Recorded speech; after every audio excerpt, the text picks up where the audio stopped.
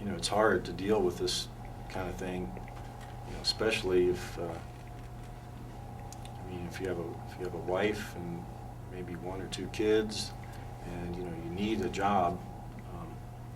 I was lucky because I was single with no kids, and so you know, I felt like I could stand up a little bit, because if I were to be kicked out, you know, I could manage somehow.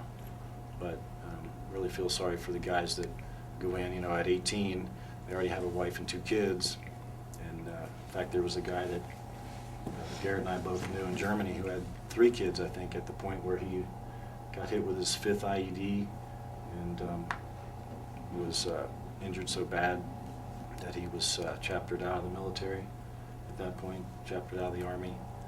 And I think he told me he had some pretty bad psychological effects because of that. And yeah, one of our friends, Michael, he had 3 kids and a wife.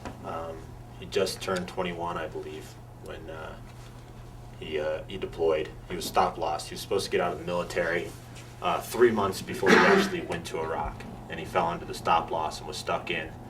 And while in Iraq, he was hit by 6 IEDs and a vehicle car bomb, shrapnel in his body, traumatic brain injury, loss of hearing, loss of some eyesight in one ear, reconstructive surgery on part of his face, and obviously very severe post-traumatic stress disorder.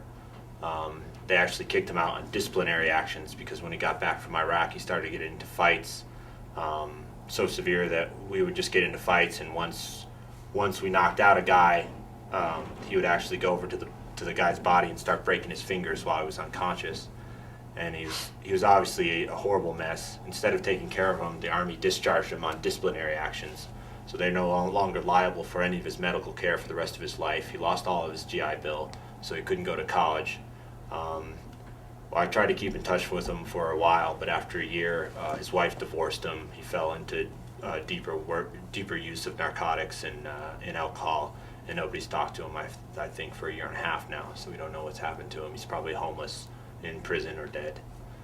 And from what stories I've heard, that's, you know, there's thousands of people like that that have been chaptered out for disciplinary reasons, you know, and they have, you know, they've experienced a lot of trauma, and they don't know how to deal with it, and there's nobody willing to help them. The military doesn't want to pay for it, and so they're left to waste away, I guess.